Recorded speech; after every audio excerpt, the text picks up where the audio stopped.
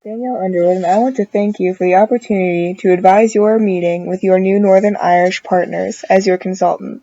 This video will serve to give you the nuts and bolts of this nation and its people.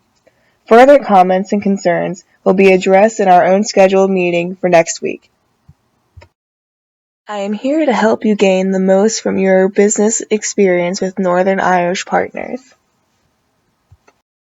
We will do this by first gaining a basic understanding of their culture and history, including their religion, language, and values.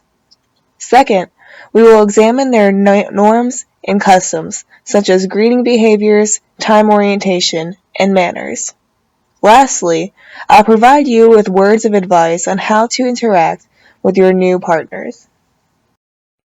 While science serves to explain how the world works, there are areas where science can't offer solutions, so humans have to find the answers through other facets of thought. Religion is one of them. The Northern Ireland people, Christianity is the most practiced religion. There are more Protestants than Catholic, which is counter to the norm of the Republic of Ireland, which is inherently Catholic. While tensions have decreased between Protestants and Catholics recently, there is still a battle between them. It all stems from King Henry VIII, who needed an annulment and so founded the Church of England, thus breaking ties with Catholicism. Ireland, at that time, was under British control, and therefore also became Protestant. This matters today because Ulster is still part of Great Britain's control and still has that Protestant majority.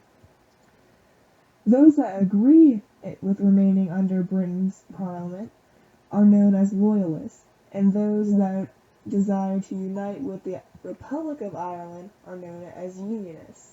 It is very similar to our own pre-revolutionary Americans. Ulster, or Northern Ireland, has 3 official languages: English, Gaelic, and Scottish. To speak in a language is to think in that language. It is to take a foreign tongue, an unknown cerebral stimulus, and to rationalize it, to possess it in your cognition, and to find connections, to find intimacy with it, and make sense with it, using parts of yourself that you know. While English is most commonly spoken, Gaelic is on the rise. Loyalists fear that this teaching, especially in the young, will arouse identity with the Republic of Ireland and spawn more unionist ideals. God is good, right? So it comes as no surprise that the public of Ulster find morality through God and religion. In cases such as marriage, homosexuality, abortion, family, Ulster turns to religion to find the answers to these problems.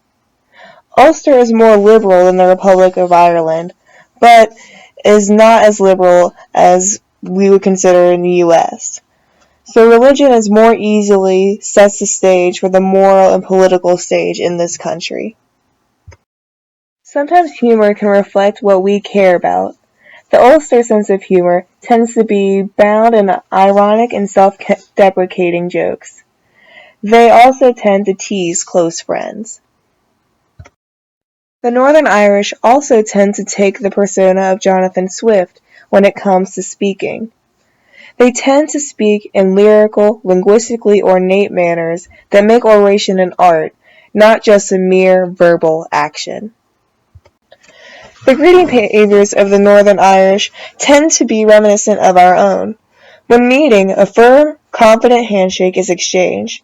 Smiling is encouraged as it promotes good nature. And finally, eye contact is compulsory to connection. To look into each other's eyes is to form a bridge between egos and found a unit of combined humanity.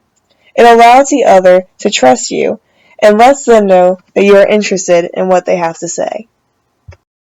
Unlike our busy, hurried nature, the Northern Irish tend to be more relaxed on time, typically remaining 15 minutes late. This is a common occurrence in their culture. It isn't really good or bad, it just is. The manners of the Northern Irish are similar to ours in that you are expected to say please and thank you and wait for your turn in line. However, an interesting fact that I have found is that it is common for a passenger to thank the bus driver as they depart, so perhaps in certain ways they are a little more polite. My first of 3 tips to you in your experience with Ulster is to be patient. Don't be concerned over time or deadlines because they aren't. Take your time to really experience your encounter. Indulge the speaker in their long, sing-song way of storytelling because the way they say something tends to mean much more than what they are actually saying. Which brings me to my second point. Be an observer. To be patient is to take time, and to observe is to make the most of that time. So while most people in Northern Ireland don't speak Gaelic, their culture, their identity, their ancestry were all founded on this language, so the remnants thereof still have significant impacts today. In Gaelic, there is no definite yes or no, so as a result, these people tend to appear more ambiguous. So, look for nonverbal behaviors that could indicate yes or no responses. For example, if they pause before answering, this may indicate a negative response. Lastly, be loose and don't be offended. If your client is late, don't take offense to it, because to them, it is normal. Just understand that punctuality isn't a huge concern for them. They don't mean any disrespect by it. These people tend to avoid conflict, so also try to maintain a calm, genial disposition. Being combative can breed negative responses in your client, such as discomfort or contempt towards you.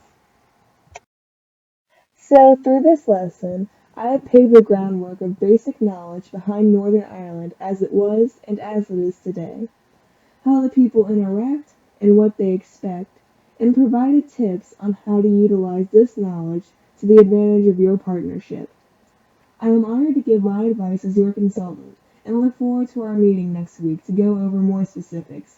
As always, feel free to contact me, as just so you feel secure, here are my sources and references that guided today's discourse. Good luck